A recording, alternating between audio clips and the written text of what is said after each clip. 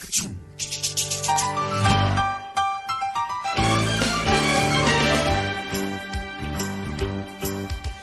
a rare condition this day and age to read any good news on the newspaper page. And love and tradition of the grand design, some people say it's even harder to find.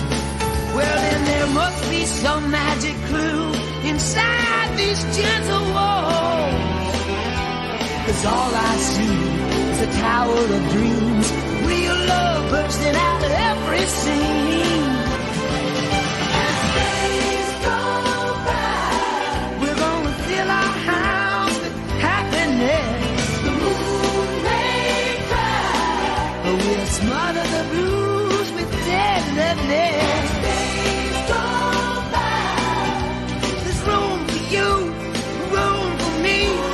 Gentle hearts and opportunity. As days go by, it's the bigger love of the family.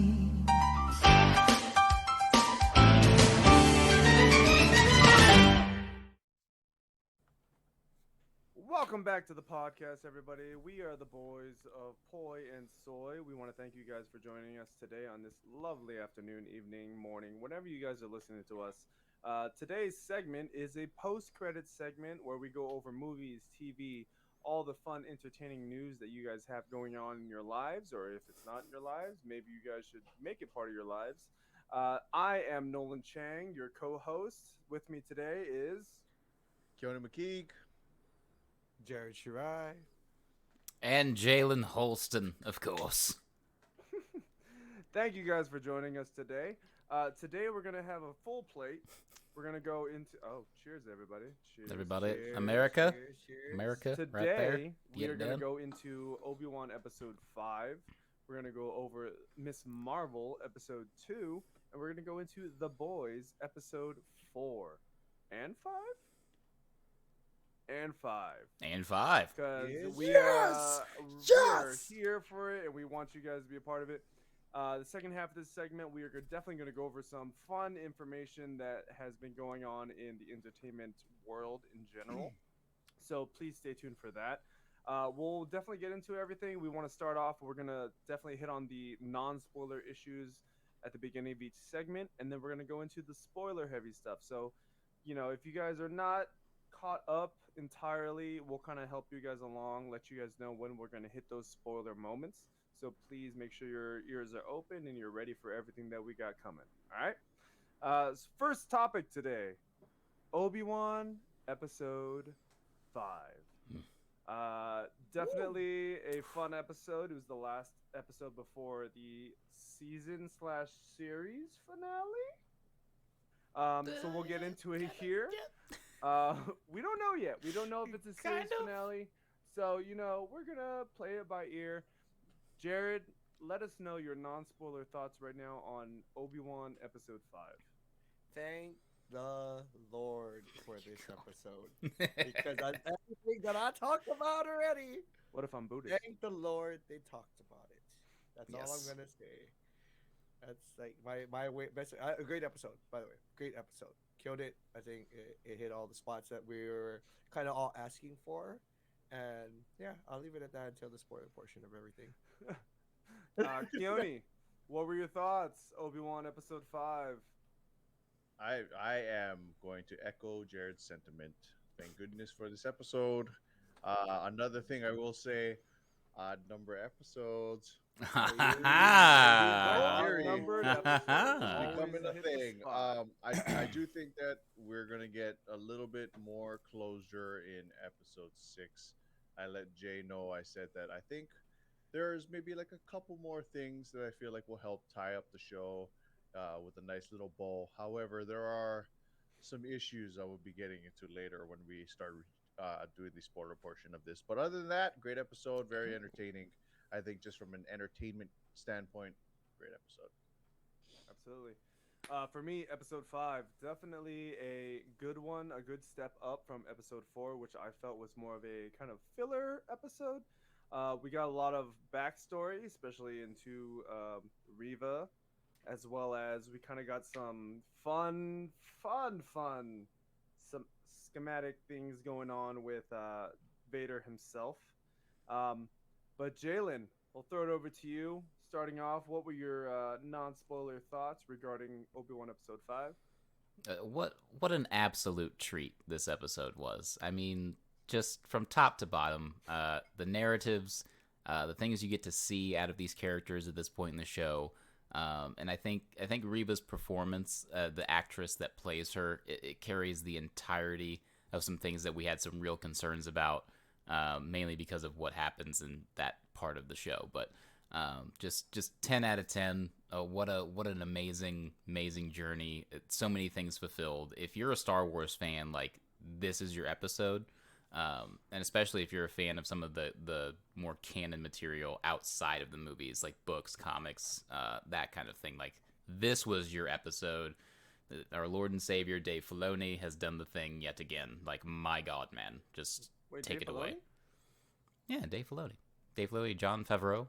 They're kind of spearheading this whole, like, Star Wars Oh, okay. universe. Because Deborah ordeal. Chow is the director, but I didn't know She that is, they but like they're already- the big hit. Okay, They're no. like the Perfect, good to know. yes, our Lord Yeah, and 'cause Savior I'm Dave glad- Filoni. I know Dave Filoni has more of an animated background. Jon Favreau obviously has been a part of the Star Wars Disney Plus universe thus far, Mhm. and he's done a great job. You know, with Mandalorian season 1 and 2, Boba. We won't talk really about Boba Fett, but yeah. So that was our kind of quick little hits regarding episode 5 of Obi-Wan. We're gonna get into spoilers in 5, 4, 3, 2, 1. The next segment we are going to be talking about today is Miss Marvel episode 2. This is the newest series on Disney Plus. Jay Even turned his number mic off and episode? turned around. Son of a bitch. Even number episode? Something's gonna be revealed today on the minds of some of our members.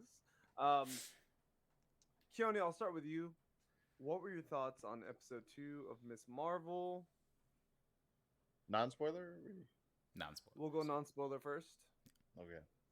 Non-spoiler wise, this was a letdown. This was an even episode, so I'm giving it a pass just for that simple fact. Going along with my my theory, this was an even episode. So I think there was a drop off in what the show could be. I think I would have liked to see a different tone set for the show. But as far as my review for this episode specifically, non-spoiler wise, there was some stuff that let me down, and I think that I would like to see that kind of made up for in the next episode. I still think it's worth a watch. I think that this isn't necessarily meant for, as far as like who we are, like kind of like that. Not, I wouldn't say middle aged, but we're, I guess middle aged. Yeah, I know exactly. But for like, it's not meant for our age group, so I understand it. I would say it's definitely meant for like a younger female crowd. So as far as I'm concerned, this was not my taste, but still excited to watch the show. Still excited to see what happens with her, and with the rest of the story. So that are my thoughts. Those are Jared? my thoughts. I'm right there with Keoni. Even number episode, you have to go kind of big in the first episode to have to keep the audience wanting to see a second episode, and then it has to slow down a little bit because you got to talk about things. But I mean, yeah, it doesn't fit into our age range, I guess you would say, like Keoni said. But I mean, it's still it gave me a lot of information as far as like certain things.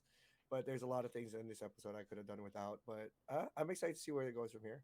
You know, it was all right. I Yeah. watched it with a nice little alcoholic beverage in my hands and get me through it. So yeah, that should just say it all. That always helps. Yeah. But yeah, No, that's where I was at with it. I'm in agreement.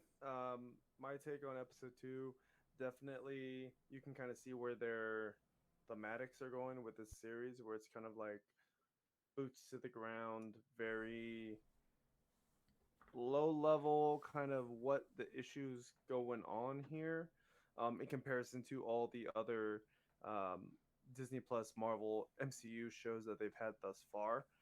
There really isn't any so far any huge stakes that are really going on. It's more of her kind of coming into her powers, herself, her past. Obviously, this episode kind of gets into her or her ancestry, if you will.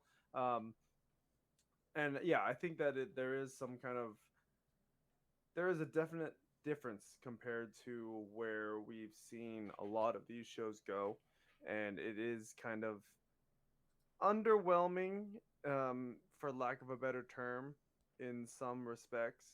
I think that it was weird because episode one definitely played into a lot of the family dynamic, where episode two didn't really have so much family dynamic as it was more of the cultural dynamic, if you will.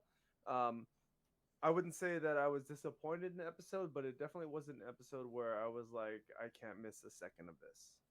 Um, Jalen, we'll toss it over to you. Start with your non-spoilery goodness, and then you can continue off into the good, juicy stuff. Again, less is more, and I really wish the show would understand that and let us focus on the characters. And yeah, I'm gonna leave it there for the non-spoiler segment of this review. And that kind of leads me into our next segment, The Boys, episodes 4 and 5. A lot of intriguing things. Keoni, you look like you have something that's ready to spill out. So I'll start with you regarding The Boys, episodes 4 and 5. Let us hear it. Goodness, man. If, like Jay said, if there is something you're going to watch to show you how to just perfectly tell stories, character arcs, build a universe, The Boys is it. Like, it's so inappropriate. It is completely adult. Like, there are so many things within the show that are not PC, as the kids say nowadays. But Yes. I like, if there is a way to just write perfect like story narration, it's in The Boys. Whoever writes The Boys, I'm not sure. Jalen probably knows. Nolan probably knows. But whoever writes this show, it's Eric amazing. Kripke is the showrunner, so Good. There you go. Great person, So Eric well done. Kripke, because he's just the way he's connecting all of the stories.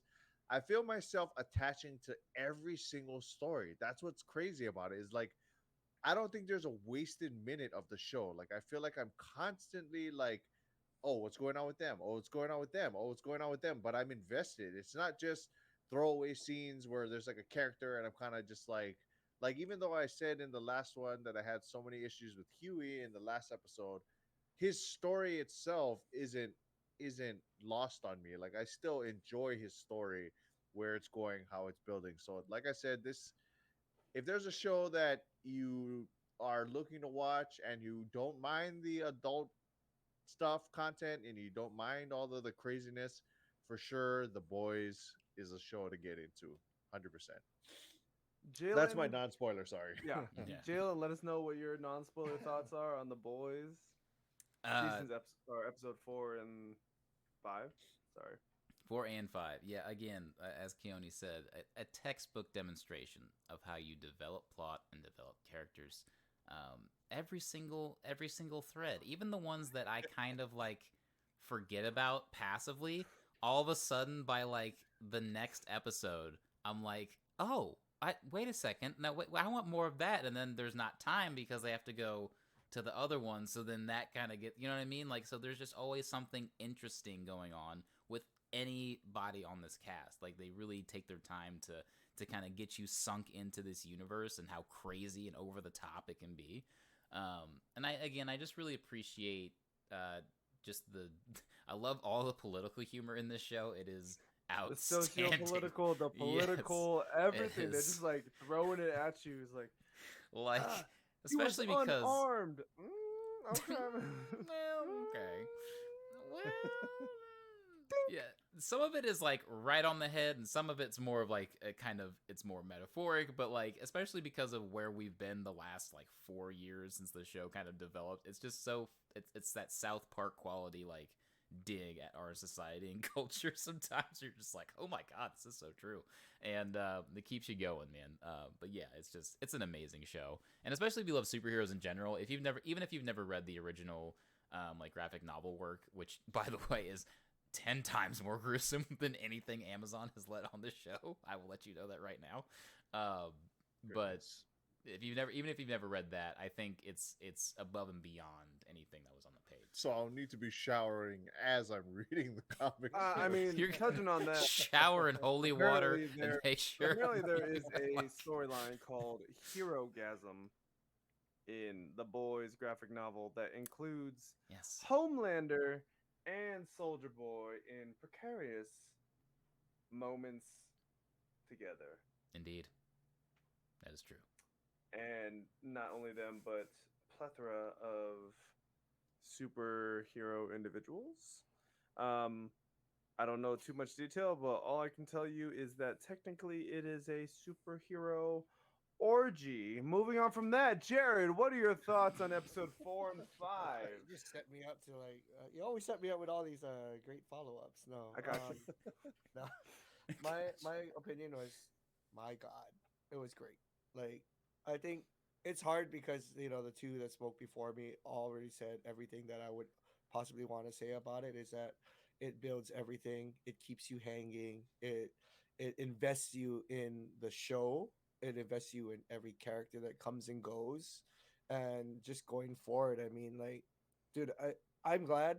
I'm glad, but I'm not glad that there's like spreading this out week by week. But in my opinion, I would probably just go week by week so we can talk about it. But I want to watch it all one time, just straight through again, just to enjoy it. There's like Agreed. it's just one of those series that, like, I love seeing where it's gonna go every week, and once it's done, I'm just gonna watch season 3 all the way through again, just like how I binged 1 and 2. It's kind of one of those series that, like, what it's leading up to for me. And this is just going back to where we talked about Obi-Wan. After we finished Obi-Wan season 5, I literally watched episodes 1, 2, and 3. Like, going what? Yeah, that's how bad it was. Like, how crazy it was.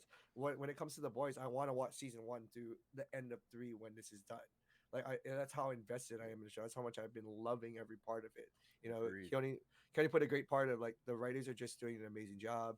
Characters are doing an amazing job, and all I'm gonna say is, like, I don't think it's a spoiler, but my God, Jensen Ackles, I was My so man. excited. My I was man. so excited. That's my dude. That ass. Wait, what? Dean Winchester. Yeah, and it's not a spoiler. He's in all the trailers and Yeah, promos. Like, people know exactly. he's in And that's shit, why yeah. I like, All the I'm just interviews gonna for- throw- Fantastic. I'm just gonna throw it out there because, like, He was I fantastic. loved him in Supernatural, and, like, I mean, Hell yeah. he killed it in this too. So I mean, Yeah. Great points. Starting off with my non-spoiler stuff. 4 and 5. Continuing on why I love the Boys series so much. Their character development, their interactions, their way to kind of up the stakes in any way possible. This show definitely always keeps you on your toes, regardless of what the situation may be. There are definitely some relationship things that we'll kind of get into spoiler wise. There's some habitual things that some characters may be doing that we'll also kind of get involved in. It's very, very in depth in comparison to a lot of other shows. And regardless of, like, what your stance is on shows that kind of go balls to the wall, this show, regardless of what you think of the visual aspect of it, this show does so much for storyline, for plot, for character development, for fleshing out every single person that is on the show, regardless if they have 3 minutes of screen time or if they have 30 minutes of screen time. And I think that's a huge thing for any sort of series to do, and to be able to do it in this kind of vein, it's impeccable. And so that's why I love this show so freaking much.